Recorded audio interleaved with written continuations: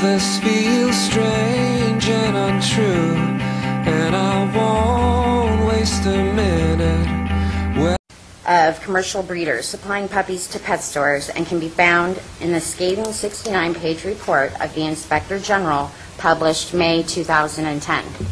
These are the parents and living conditions of pet store puppies. These are pictures of many of the same USDA violations I have read to you from legal USDA reports of breeders supplying puppies to Newport Beach. Please take a good look at them. We've obtained more evidence from violations currently and continuously taking place in the pet stores of Newport Beach, which have officially been reported to the proper agencies.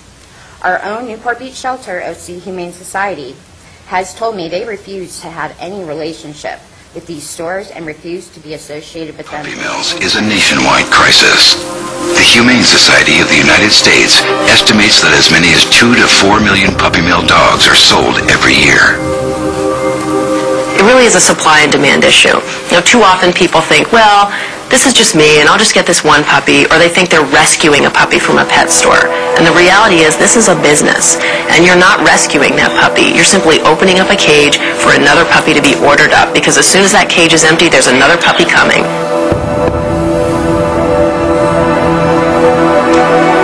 It's so important that people take strong consumer action, that they make a choice that they're not going to support puppy mills.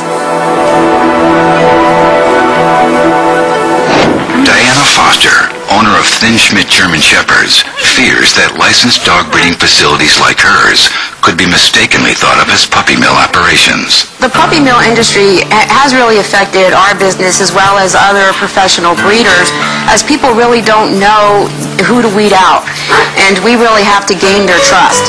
The first thing I think that's very important is ask about the parents. You want to see them. You want to be able to touch them and pet them and see what her temperament is like. I think it's very important for the dogs to have a really good environment. They do need exercise and social interaction with other dogs as well as people, so that's very important, the environment that they're raised in. For puppy mill dogs, the journey through life is often tragic. But there's a happy ending for the 11 dogs rescued the day Caesar accompanied LCA. As far as all the dogs that we sent to the Brittany Foundation, 2 of them are still in foster homes, but the rest of all of them are in permanent homes. The 6 dogs that Caesar actually helped put into my truck have all been adopted, and all have happy endings.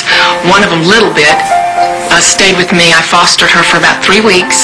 She had some extensive surgery done on her stomach because she'd given birth 6 times in her young life of 3 years. Kim, how are you today? I'm good. I brought her to a protest, and Sharon Osborne was walking into the store to purchase a puppy, and I stopped her and I said, wait, you know, we have some puppies here today. And she said, let me see them, and I showed her a Little Bit, and she fell in love, and it worked out. Hi Caesar, it's Sharon Osborne. I want to thank you and Last Chance for Animals for rescuing Little Bit, because she is now a new member of the Osborne family and we love her loads. Thank you. Look, she can't wait to get away. Welfare organizations encourage the public to adopt rather than buy. They say it avoids the risk that a pet store or online purchase will help keep a puppy mill in business, as well as giving a needy dog a home. I think the real irony in this whole situation is that there's 2.5 million dogs a year being euthanized in this country because there are not enough good homes, and at the same time these animals are being killed, the puppy mill industry is churning out hundreds and hundreds of thousands of dogs to be marketed in the pet store. I mean, if people want a loving pet, all they need to do is go to their animal shelter. Shelters often have purebred dogs for adoption, and breed rescue groups are another source of purebreds. For those who choose not to go to a shelter, there are many reputable breeders, like Amy Benjamin and Doug Marks. They're highly regarded for the Irish wolfhounds they breed at their home outside Philadelphia. In many ways, they're typical of reputable breeders. Well, that was nice. For us personally, it's for the betterment of the breed, because we really care about this breed of dog. And we want to make sure that we leave it in better shape than when we found it, and that we don't do harm to the breed. This is not a money-making exercise by any stretch of the imagination. We both work full-time, and we do this because we love what we do. Amy and Doug never advertise puppies. And they wouldn't dream of selling through a pet store or online because they insist on getting to know potential owners. I think that it's important that that they know they're getting the breed that's right for them, and I think that takes time. I don't think that you can do that in a phone call. No one would ever drive on this farm and go off with a puppy ever. We do lots of correspondence, lots of visits and things like that, because I think they need to know what they're getting into.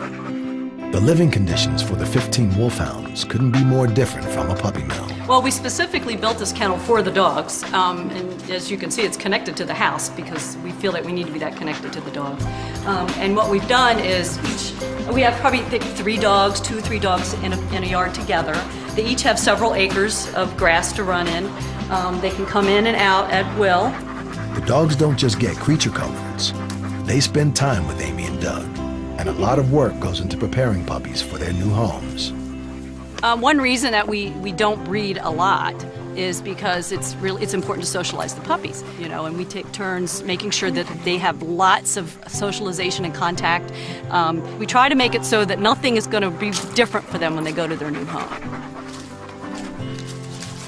Amy and Doug's wolfhounds and their puppies are assured of a good life. And for the dogs in Pennsylvania's puppy mills, there's hope on the horizon.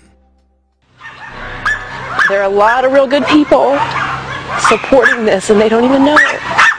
Because they're buying these puppies, and they're buying these puppies, and they're buying these puppies.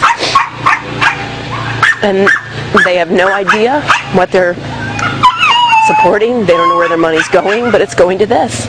And this is a great day for these dogs, but you know, we've got thousands of these in this country, so it's a good day for these dogs. Please help me stop helping them.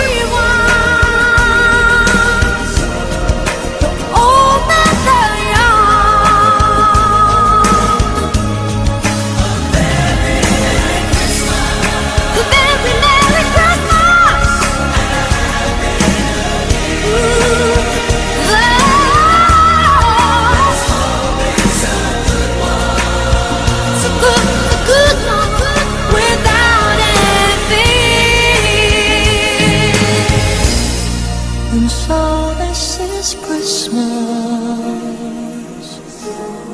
and what have we done? Another year over, a new one just begun.